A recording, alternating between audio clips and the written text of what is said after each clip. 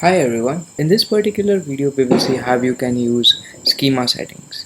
Schema settings allow you to change the data type for the fields that you have stored in your dataset. Now data types are immutable in Elasticsearch. We usually refer to them as mappings. Once the index is created, mappings usually cannot be changed. But Abyss.io provides very intuitive and user-friendly way to manage the mappings and change them. So let's quickly browse through the data and see whether we can change the data type for any of the field over here in the Yelp example. So if we scroll a little bit, as you can see, we have review count and we have stars. Now review count, as you can see, is majorly of type integer, but the data type given over here is text.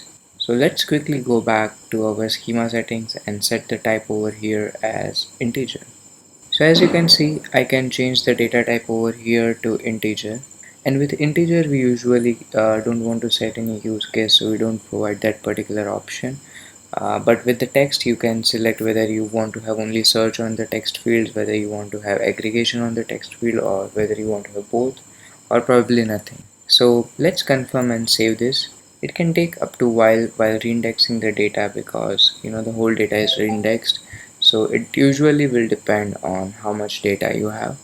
Now if I go back to browser and see what is the data type for review, and if I scroll over here, as you can see, review count is changed to type integer.